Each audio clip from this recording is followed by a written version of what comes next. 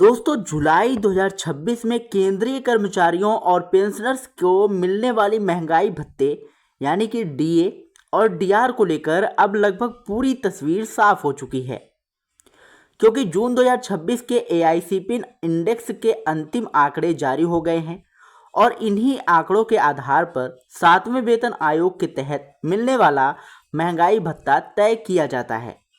अब सिर्फ केंद्र सरकार और केंद्रीय कैबिनेट की औपचारिक मंजूरी बाकी है। आइए विस्तार से समझते हैं कि आखिर जून के आंकड़ों में क्या बदलाव हुआ है और इसका सीधा फायदा कर्मचारियों और पेंशनर्स को कितना मिलने वाला है। तो बता दें आपको, लेबर ब्यूरो की ओर से जून 2026 के all India consumer price index यानी कि एआईसीपी के आंकड़े जारी किए जा चुके हैं। मई 2026 में यह इंडेक्स 150.8 अंक पर था, जबकि जून में यह बढ़कर 151.9 अंक पर पहुंच गया है। यानी सिर्फ एक महीने में इंडेक्स में 1.1 अंक की बढ़ोतरी दर्ज की गई है। यह बढ़ोतरी इसलिए महत्वपूर्ण है क्योंकि इसी इंडेक्स के आधार पर महंगाई भत्ते की गणना की जाती है। जब जून 2026 के 151.9 अंक के 7वें वेतन आयोग के डीए कैलकुलेशन फार्मूले में डाला जाता है तो महंगाई भत्ता 63.78% निकल कर आता है। नियमों के अनुसार डीए को दशमलव में नहीं दिया जाता, बल्कि इसे पूर्णांक में राउंड ऑफ किया जाता है। इसलिए कर्मचारियों और पेंशनर्स को जुलाई 2026 से 64% नहीं बल्कि 63.78% को राउंड ऑफ करके 64% नहीं बल्कि मौजूदा नियमों के अनुसार 63.78% को नीचे के और राउंड नहीं किया जाता।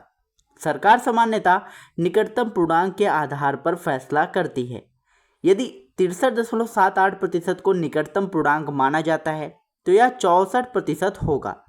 हालांकि अंतिम आदेश सरकार द्वारा जारी अधिसूचना में ही स्पष्ट होगा। मौजूदा 60% डीए की तुलना में लगभग 4% की बढ़ोतरी का संकेत इन आंकड़ों से मिल रहा है। फिलहाल कर्मचारियों और पेंशनर्स को जनवरी 2026 में 60% महंगाई भत्ता मिल रहा है।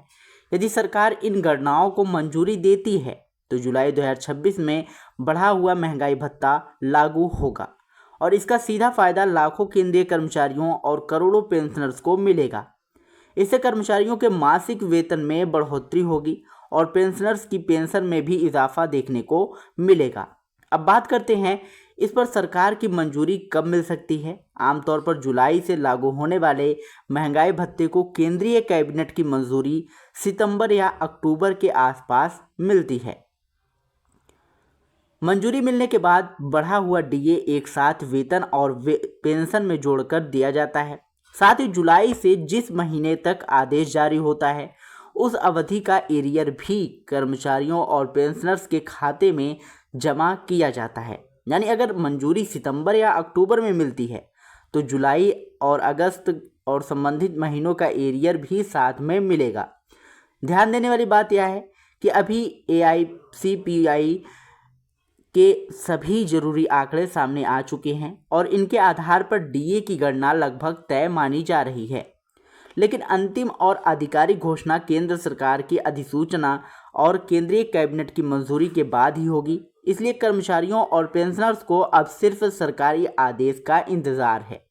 अगर आप भी केंद्रीय कर्मचारी हैं या पेंशनर हैं तो यह अपडेट आपके लिए काफ़ी महत्वपूर्ण है, क्योंकि इससे आपकी सैलरी और पेंशन दोनों पर सीधा असर पड़ेगा। जैसे ही सरकार की ओर से कोई आधिकारिक मंजूरी जारी होगी, बढ़े हुए महंगाई भत्ते, एरियर और भुगतान की पूरी जानकारी भी सामने आ जाएगी। अगर आपका इससे रिलेटेड कोई भी क्वेश्चन हो तो कमेंट बॉक्स में ज़रूर बताइएगा।